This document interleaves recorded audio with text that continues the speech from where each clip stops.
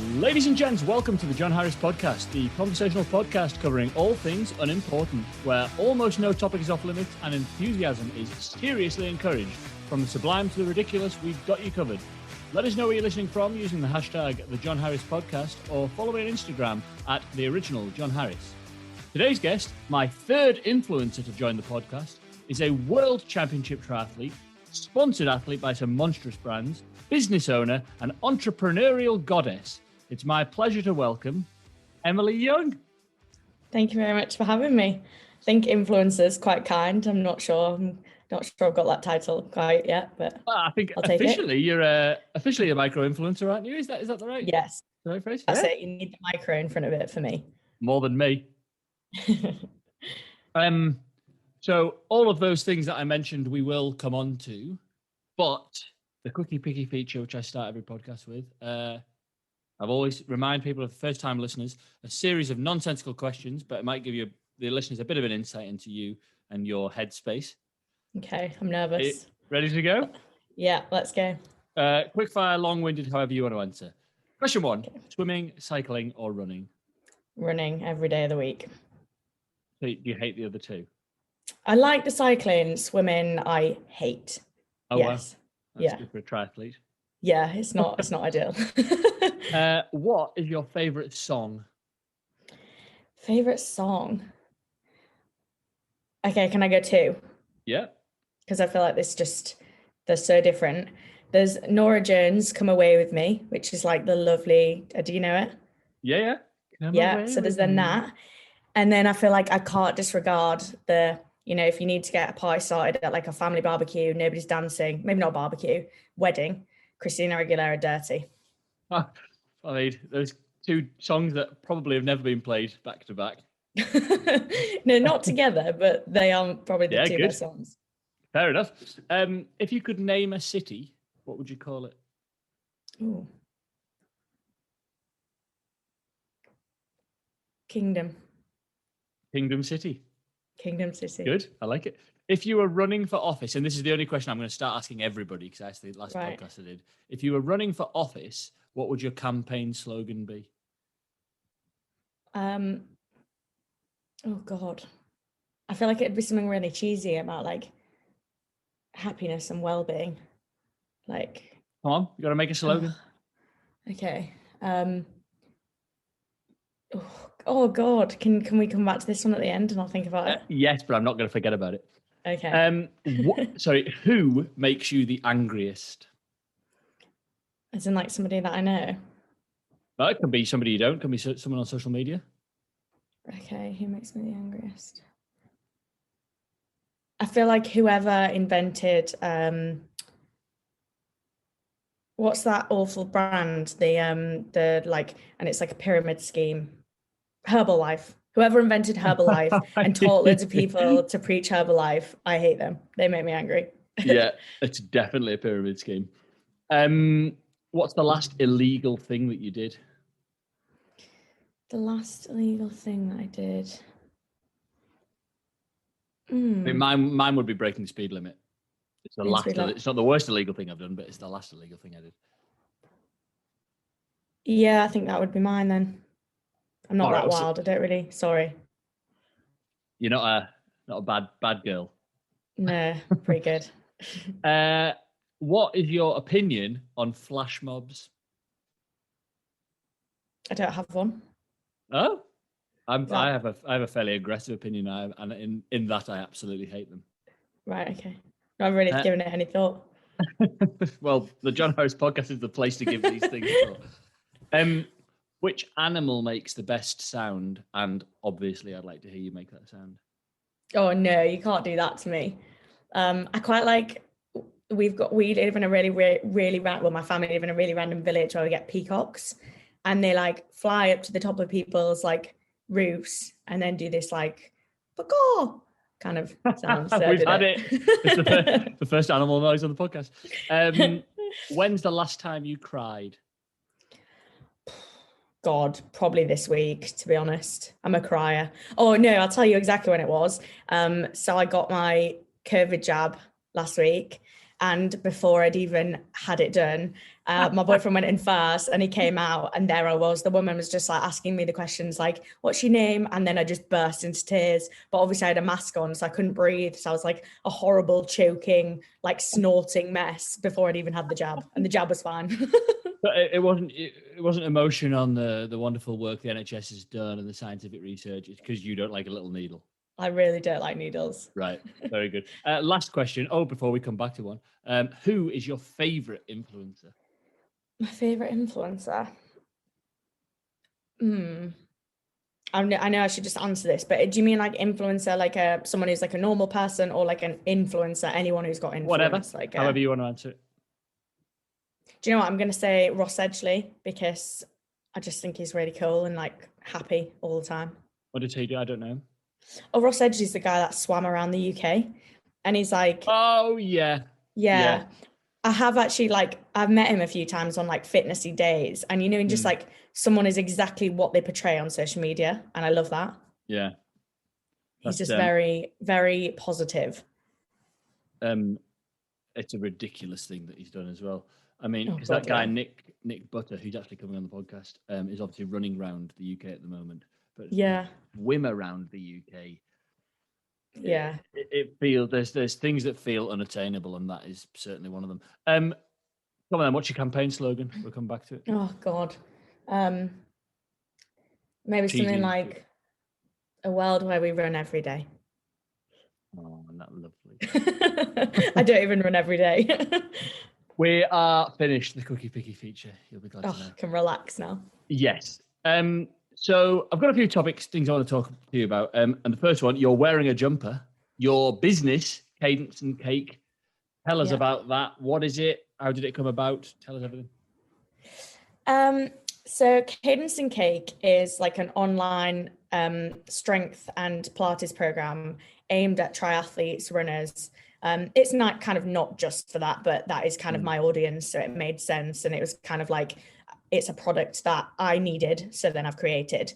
So it's essentially as like a triathlete who works full time, generally has a bit of side stuff going on, train a lot. You're quite limited on time. And, as you know, the minute you start running or doing anything long distance, you can pick up niggles. And I found like strength training is so key to not. But it's like, how can you actually make sure that people will do it? Because if you're limited on time, you're always going to opt for the run or the cycle because you think that's going to more chance of getting around an Ironman than spending an hour in the gym. So I basically created this program where it's really time efficient. It's really specific. So it's like everything's bang for your buck, get it done. There's no fluff. And it's 2 strength sessions a week. They're about half an hour long, and then a 20-minute Pilates each week. And then on the website as a member, you also get access to some written swim, bike, run sessions. So you could kind of build your own program if you don't have a coach, and like recipes and stuff. And I kind of want to, that's where it's at now. I want to develop it and have, like set 4-month plans to help you get to a 7.3 and things like that. But yeah, that's where it's at now. And I really enjoy it. and it holds me accountable to my own strength because I do it in real time with you. So those sessions are the sessions that you do. It's not you. You've got full belief in those. Yeah. That is my strength program. That's all I do now. Right. And it's good because having to film it makes me actually do it, obviously. So. Right. And do you have a live, do you go live and can you talk to people while you're doing it, or is it a recorded thing? So I record them. I do occasionally the live ones, and then they save just as the normal ones would be uploaded. Right, yeah. But again, going back to that kind of like time efficiency thing, I literally start filming and training at like 6 a.m. And I noticed a lot of people's time schedules is a bit more like 7, half 7. Yeah. So it kind of, most of the time I actually just pre-record them. So talk about time and management and things like that. Obviously because you work for a triathlon company, is that right? Full time? Yes. In digital marketing. Right. So obviously that, I imagine that will allow you to attend and be around sporting people, but how do you manage, because obviously you put a serious amount of hours in yourself, the sport and stuff. How do you manage that? Or is it simply a thing of early mornings and late nights for your side hustles and your personal time and full-time work in the middle? Yeah, it's hard to be honest. I have actually I'm a real early bird, and Right. I'm one of those people who really doesn't like to just sit still and not do anything.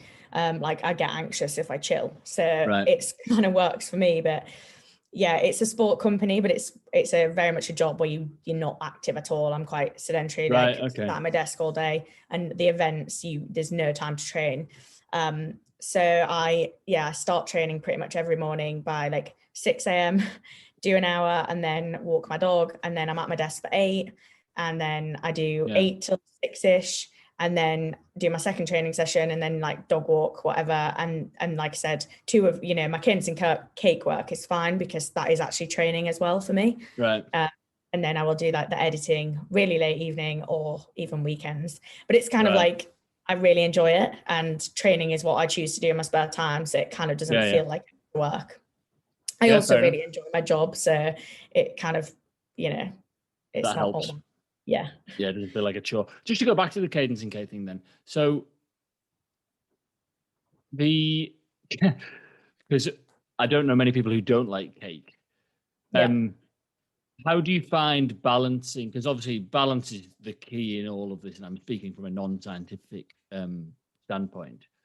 But there won't be many people who approach this as intensely or as competitively, because not everybody's been, or very few people have been to a triathlon world championships, right? So are you encouraging balance and trying to make it normal that people will have cheat meals and cake and occasional fast food and all of that sort of thing? Is that important to you, or is your diet yourself quite specific, or how does that work?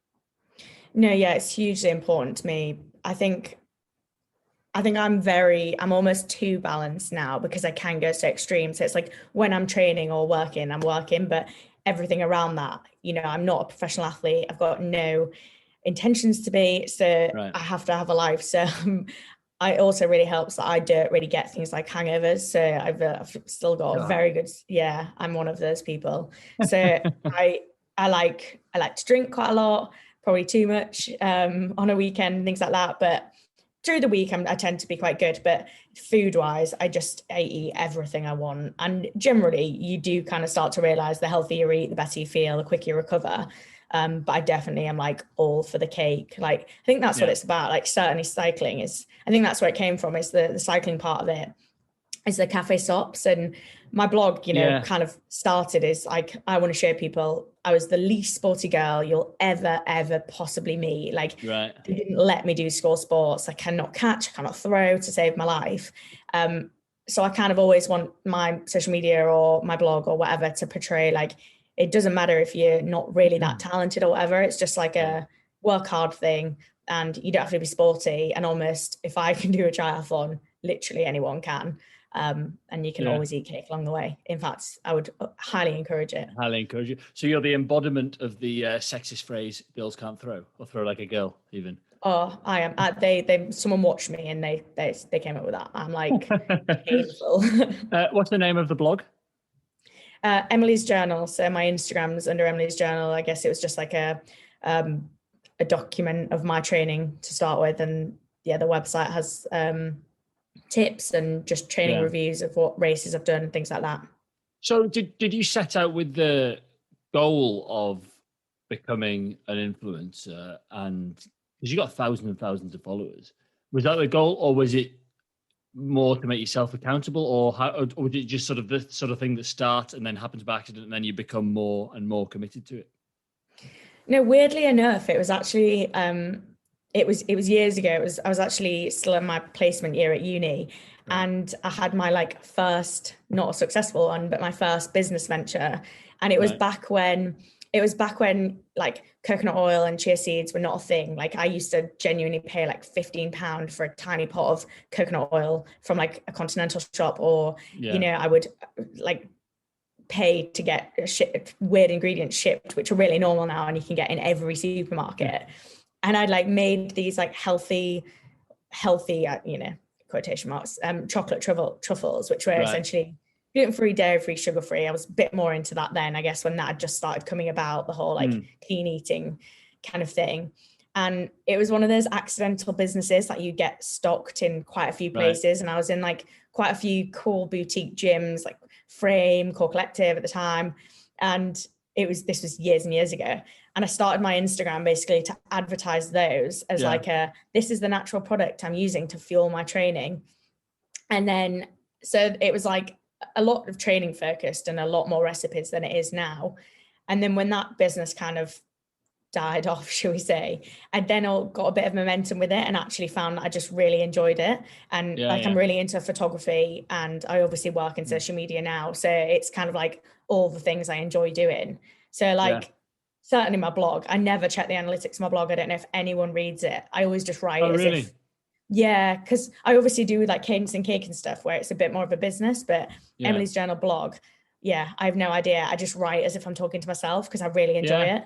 And so, like, again, my Instagram a bit different now because I have got a few sponsors, but I just really love photography and I like sports. So it just makes sense to combine them and have like a space to be creative.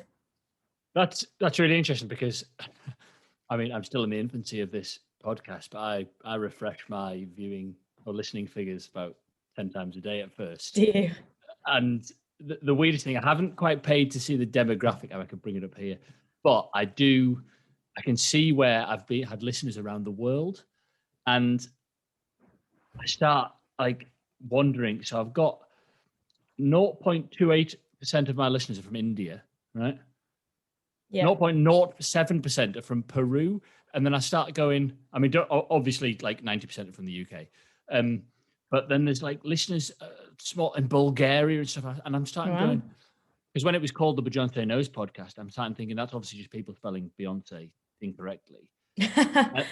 And now I'm going, should I be more open to the Bulgarian market with this? And then you start analyzing it. And actually, I think that's what you're doing. There's probably something in just doing it and leaving it, because otherwise you start creating. Well, that's the tricky thing, because I've fallen into it as your Instagram grows, and then you start to see the benefits of it that come with it.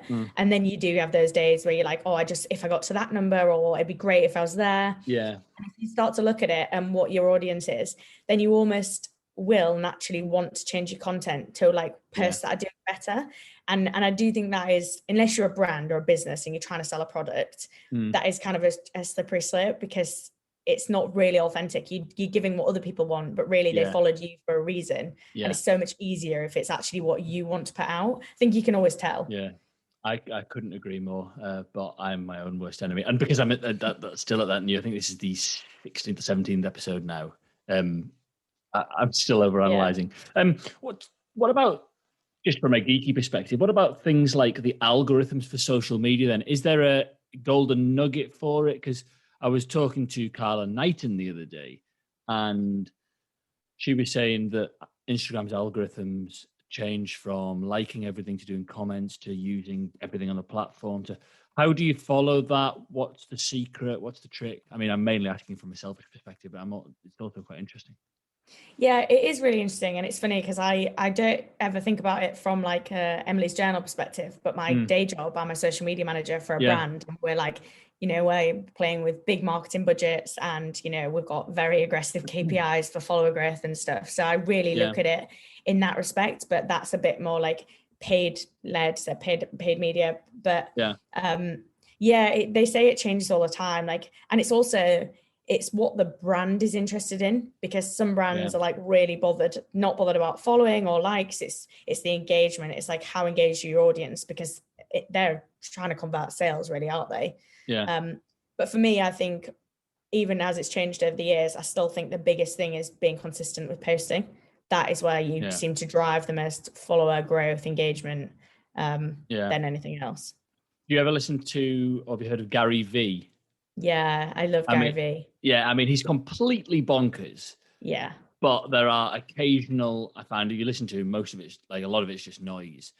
But he had there's a famous one where he had I think a restaurant owner in America on, and he just fires stuff out, doesn't he, left, right, and center. And the restaurant owner hadn't posted in 4 days or something, and Gary Vee was going mental at him. He said you should be posting 4 times a day, close-up pictures, faraway pictures, hashtags, anything, just constant posting. And he was like, batter people into submission so they just don't not know about your brand.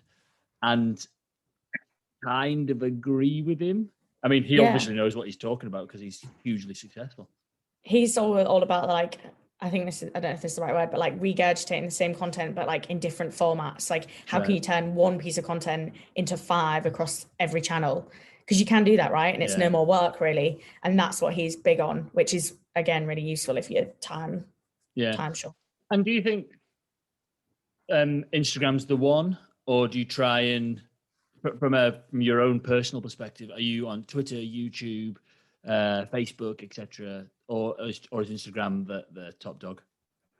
I actually think YouTube is the one, though I'm absolutely not. I'm not acting as though it is. Like I should be. From like my job, I know YouTube is the one. That's where you really should invest your efforts.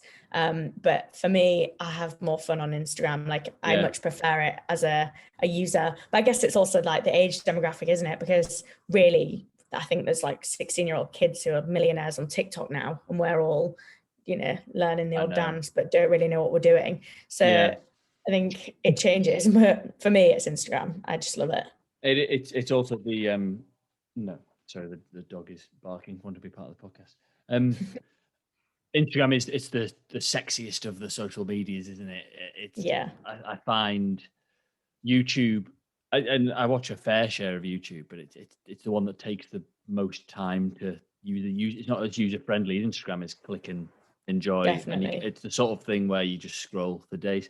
Talk about you said earlier you got some your Instagram's taken it's a bit more sort of purposeful now with sponsorship and stuff. How does that sort of stuff come about? Because I know you're an Under Armour sponsored athlete now. How does that come about, and how does that work? Well, to start with, it really was to get sponsors was like I actually kind of needed help funding the sport because I was at uni and I was doing Ironman distance triathlon, which is really expensive. Like to enter a race, you're talking £600-700 entry fee, and then they're generally abroad. You've got to fly there, you've got to get your bike there, you've got hotel costs. Like it's really not a cheap sport. And so when I had this Instagram and I knew it was like quite an engaged audience, really small following at the time, this was years ago, I just basically like looked at all the brands that I made a list of like who are the people I would love at some point to work with if I could, really shooting for the top, like didn't even know if it was possible. And then I was like, I literally emailed people and was like, basically went with, this is how I would add value to you if you supported me as an athlete. And obviously like I've always been, I mean, if I look back, I'm sure it's tragic, but at the time, I've always been quite proud of the content that I do put out. Like I always think the pictures are quite high quality, etc. So I thought like, at the very least, I'm offering them exposure where they can use the photos if they're nice enough for their feed. So with cycling, I actually went to Live Cycling, which is the like female part of Giant, if listeners know Giant. And I did that. I like emailed, I got a marketing contact and said like, I'm really interested in working for you.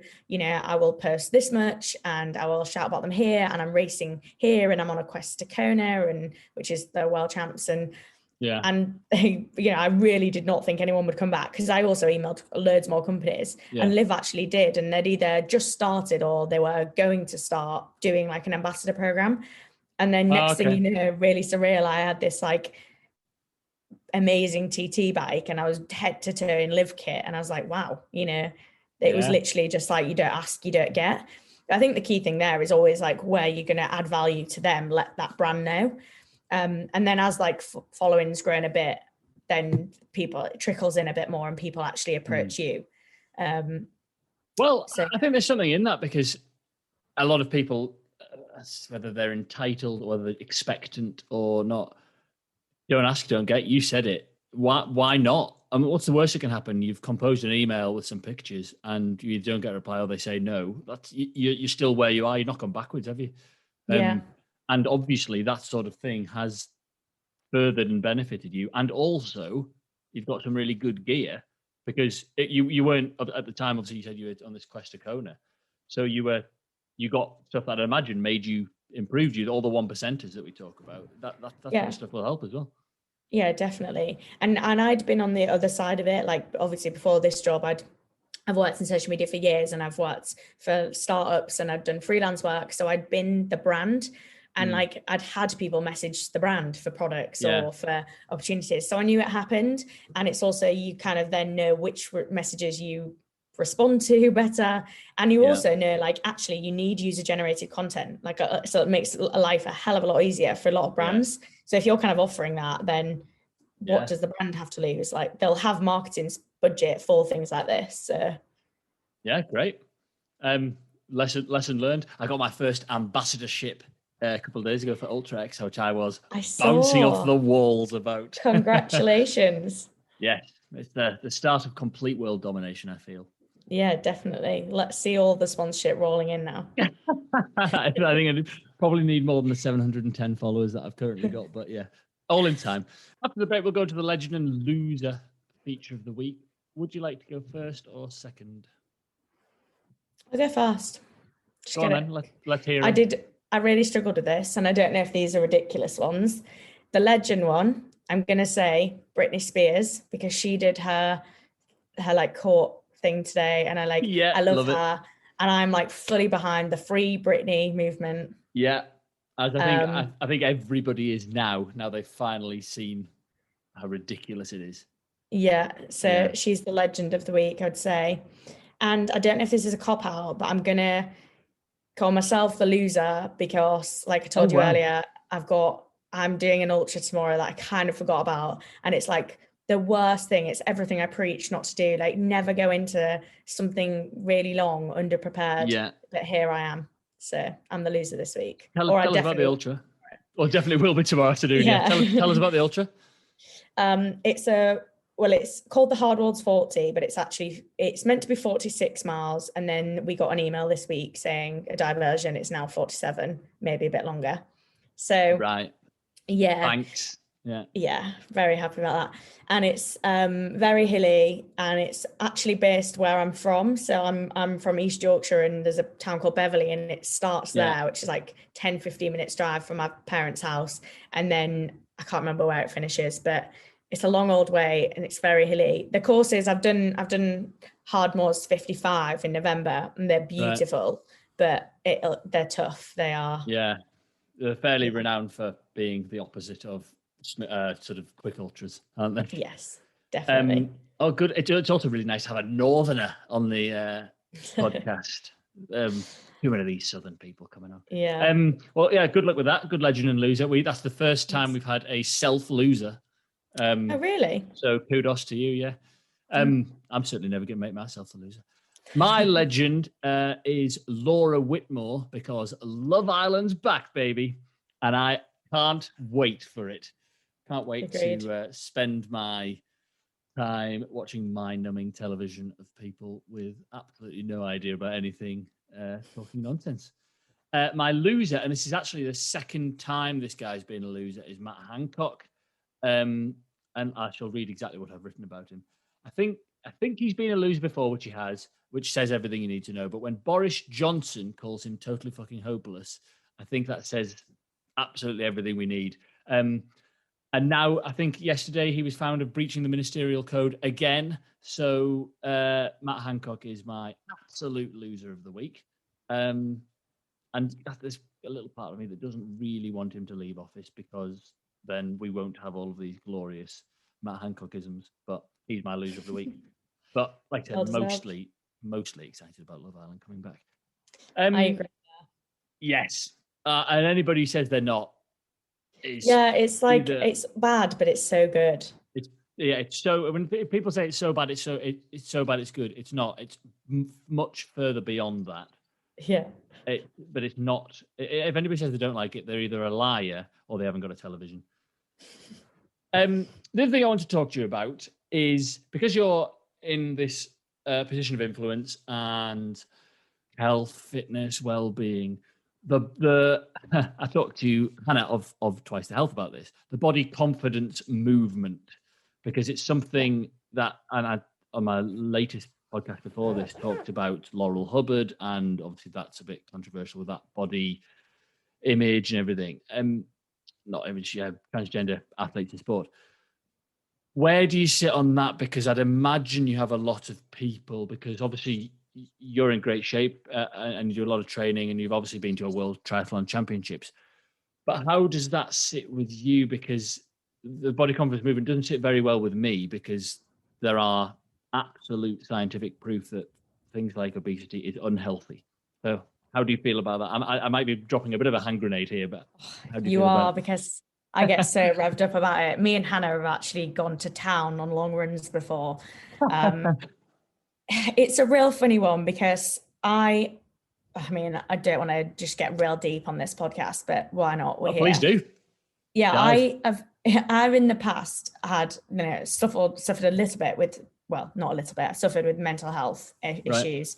And that, this is 7, 8, maybe 9 years ago now. And Mhm. it did come out in like the shape of an eating disorder at some point. Right. And I can't stress enough that it was never triggered from body image. It was, if you've ever done any research on eating disorders, some people it's like a lifelong body image conscious thing, but quite a lot of the time it's actually triggered from trauma, and it's got nothing to do with the way you look like. It's got nothing to do with food.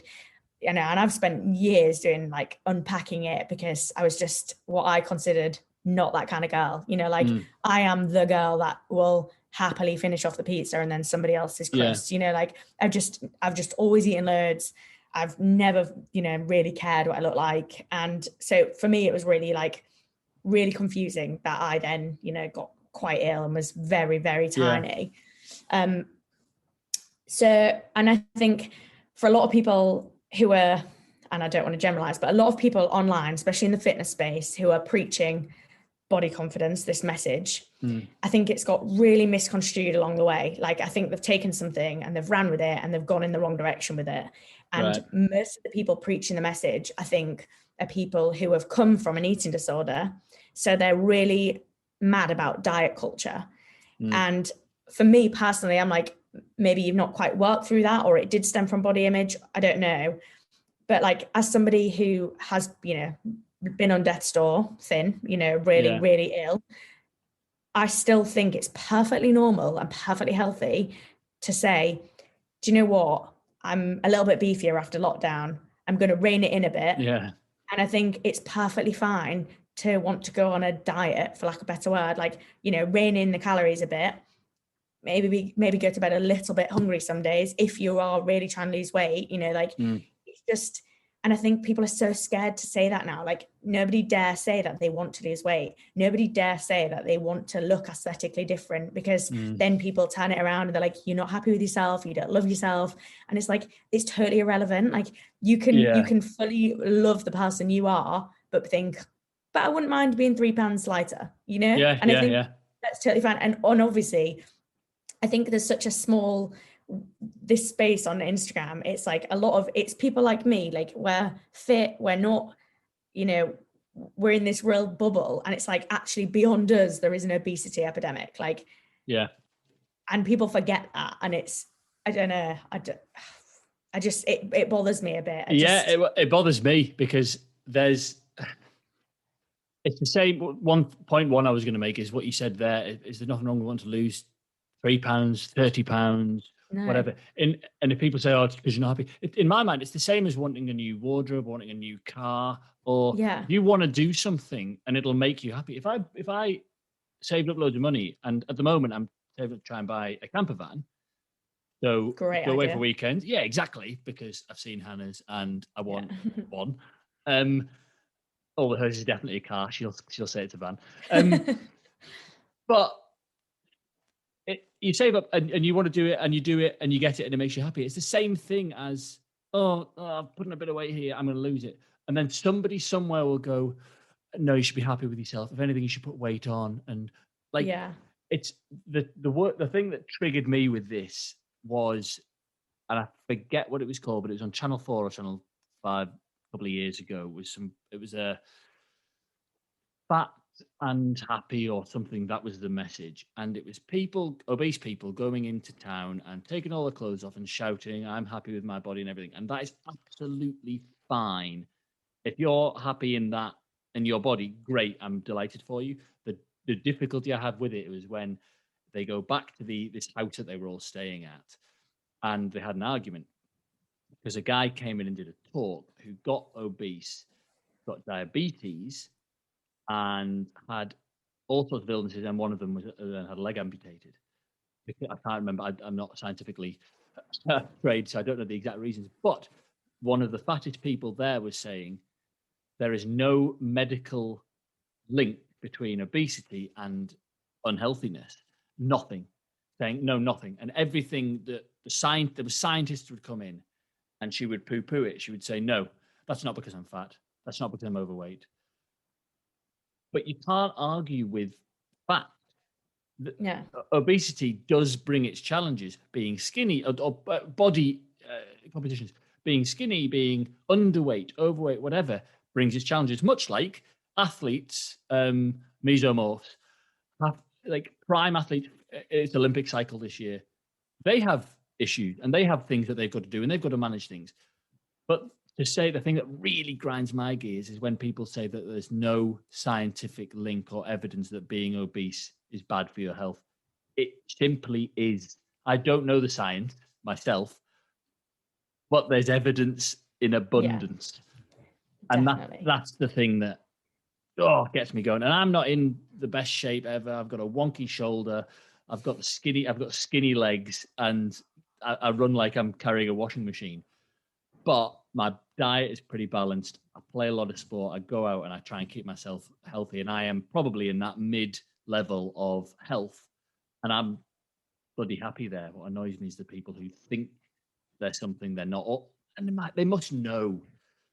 Yeah. So gosh, I think I opened my own kind of worms there. No, it's like there's almost like two, not arguments, but like two bits of it. That's like, and it's the whole body positive, actually people who are not really that fat, but they talk about it, and anyone who wants to lose weight on social media or count calories or whatever is bad. And then there is like actual, health problems, obesity issues. It's like, I guess I never talk about, very, very rarely. I think there's probably in the last 5 years been 2 posts about my past history with an eating disorder, because I do, as much as I would, and the few times I do, I get really lovely messages that are, people who said like, I give them hope that and that's so worthwhile doing the odd post, but I don't do it because I never want, everyone thinks it's so black and white, and I never want people to think I went from one to then training loads, just switch something. Yeah. I think they're so different. And it's one of those conversations where it's like, it's so boring. It's like, who cares? Like, who cares if I do like what I look like or I don't? I'm more bothered if my body can run 46 miles tomorrow. I mean, it probably can't. We'll see. But what about like 47? You're at 47. But yeah, it's just, it's quite suffocating on Instagram at the minute. I feel this like movement and the media in general, because nobody dares say anything different than. Oh, because of the cancel culture and walking on eggshells. And well, actually, the point you just made there is really interesting, because who does care? Who gives a shit? Because everybody's body is their own. So it's the people that are telling you should be happy, or you should be skinny, or you should be fat, or you should be muscly, or whatever. No, everyone should be how the hell they want to be. If you're happy eating whatever you want, or if you're happy running for days, or if you're like, happiness is key. Yeah. Now, happiness often brings health and happiness, right? It's the people who say, no, you should be like this. They're the problem. And like you said, it's suffocating on social media. The problem is those people are often people with followers and followings and influence over people. And like, I spoke to a few people. I don't know. Did you do these, what I've eaten in a day? No, I never do those, because again, I just think, what does it matter to you? Like, if you replicated what I eat, it's not going to be, you're not going to look like me. You might not want to, but like, it's just so out of context as well. Because it's like one day, you can have some days where it's like I can have some days where if I'm in that mood, like yesterday, honestly, it was like #health wanker salad. There was like turmeric sauerkraut in there, and like there's nutritional yeast on it. And then it's like the day before, I probably only ate beige and I had a pizza and, I had 3 gins on a weekday. And it's just so out of context of the bigger picture, because one person will look at that day and be like, oh, she only eats that, or she's really healthy. Yeah. So it's just irrelevant. What would you, what would you eat on the week before a thing like an ultra? When would you start carb loading and stuff in the perfect world? So I'm always a bit conflicted with this because I travel quite a lot for races generally. Like I normally do triathlon, normally do Ironman. And I've like learned along because you tend to only do one of those big races a year. And I've learned every time, like even the actual race itself, because obviously you have to eat a lot on those races, taking a lot of calories and everything. It's like my approach to nutrition, which I'm not saying is good because I know a lot of people would disagree, but I never follow the same approach because I've seen it when things go wrong. Like if you lose your nutrition before you go on the bike, or if you can't get a reservation at a restaurant that's going to serve your plain pasta or whatever you like to have, it messes with your head completely. So to be totally honest with you, I've not thought about this race once this week. I've eaten completely normal because I generally with every meal will have carbohydrate and I'll have protein and I'll have whatever. So I just don't change anything. The only thing that I will definitely do, and I don't even think this is correct because I'm really good friends with Rena McGregor, who I know you had, and she definitely says like actually carb loading, there's a lot of myths around it, and you actually really should be carb loading earlier in the week, and then your evening before the race you shouldn't eat loads or whatever. I know that. I still do it every time. I'm like, oh, I've got a race tomorrow, let's like eat everything. So like tonight my mum and dad have got one of those uni pizza ovens, which are like the best thing in the world. So tonight will be like multiple pizzas. I'm like, that's great pre-race in my books. So nothing really changes for me because I would probably do that on a Friday night anyway because it's just like a fun thing to do. I'm a big fan of the multiple pizzas as well. I'm not just having one pizza. I'm having multiple. Oh no, because if you're making them yourself, you can get creative. You've got to have a fit. We've actually got a pizza. It's not an uni one. We've got a pizza oven here, and we tried recently. And I mean, mine looked like an absolute car crash. But the amount of cheese and pepperoni that was on it, I mean, it looked horrendous, but it tasted glorious. Heaven. So yeah. I mean, that's been really interesting for me because I think obviously the body confidence thing we've covered a bit, but I'm glad we share a similar opinion. And the thing is, I think actually a lot of people on a lot of things you've shared share the same opinion, but it's often the minorities or, like I said, a few people with influence say something, and then everyone's on the like tippy toes and can't say anything, and that's a little bit of a danger, especially. And I can't imagine you can't be too careful in a position of influence like yourself, because I mean you're never going to please everybody, but you can't be pissing off too many people, can you? I ask everybody who comes on here with a decent social media following, have you had any haters or anything? Do you know what I always say, like, I don't want to ever be bigger because then you get hate, like you do attract, or like, because I know like even like Hannah and Em on Twice the Health, like I know if they didn't post about something that happens, like a movement, like a political or whatever, or something, a tragedy, even if it's like it's generally totally related to our space, people will message like, why haven't you commented on that? Or why haven't, and I never get that. And I honestly don't think I would ever feel like I have to, because it's just because, no, exactly. And it's like, you're allowed to care about it and not put it out to the 17,000 people who follow you about triathlon, So, but I haven't. I think I've had the odd like, I did one YouTube video once, and it was like about how I feel an Ironman. So it wasn't even like how you should feel an Ironman. It was like how I feel an Ironman. And some random guy commented on it like, don't listen to this girl, carb loading's a myth. Carb loading's a myth. I was like, and like said something really wild and like quite aggressive. And I was like, I mean, I'm not gonna lie, I took it really personally. I was like, oh no. Like, and then, when you rewatch it, I was like, was I like preaching that this is how you should feel? I mean, I wasn't, but that's all I can think of. Everyone's quite pleasant, but people I think it's just because I'm not. Triathlon people seem to be quite chill. There'll always be somebody somewhere though that has an issue. Even if you try, like, even when people do charitable things, somebody somewhere will question, why have you not done it for a different charity? Like, definitely, we get it at work because obviously I run the social accounts at work, and it's a massive audience. And we recently at our most recent event, which was like half virtual, half reality, like really cool. the Arena Games, if you want to watch that. We put on the first ever Paralympic Arena Games, and imagine it's not even real life. It's like half on treadmills, half on Zwift, half in a pool. So it's logistically very hard to put on, you know, and there's obviously all the different categories within the para athletes as well.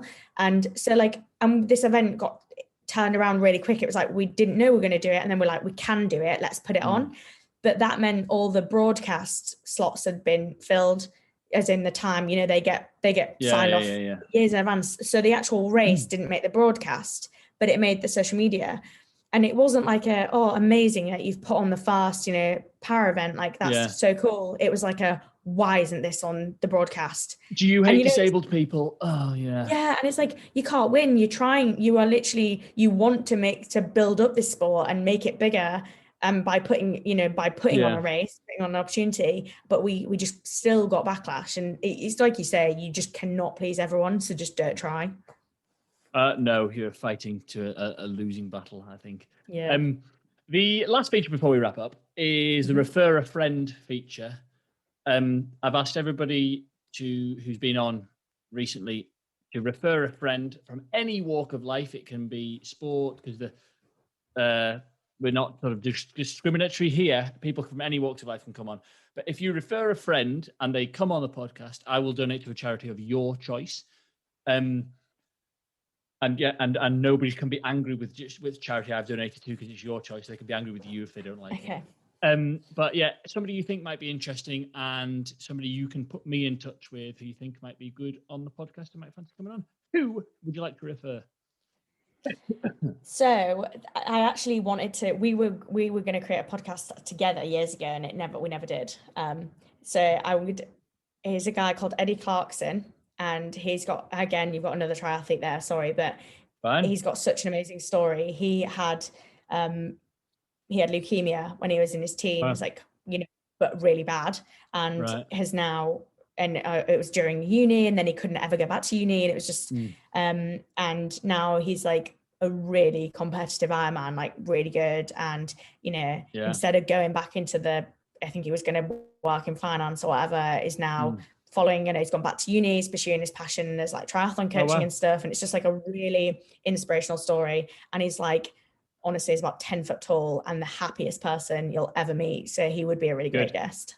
Well, send him a nudge. I've written it down. I'll reach out, and that'd be good. And then if he comes on, you let me know, and I shall make a charitable donation. I'm not saying how big or small it's going to be there. Thank you for joining. Thank you for opening up. I know you said you've only sort of gone into a couple of things twice or three times on your personal page. So thank you for opening up. That was really sort of brave. It reminded me a little bit of Reni's podcast, actually, because she opened up, and it was really quite magical to listen to. So that I found that really interesting and brave of you. And also the other stuff about the influencing and things. I'm absolutely interested in it, and I'm sure other people will be. So when this gets shared, and hopefully by yourself as well, people will enjoy listening to it. So thank you for coming on. Yeah, thank you for having me. Very much enjoyed it. Good. All right. Well, that was the John Harris podcast this week, joined by Emily Young. See you next time.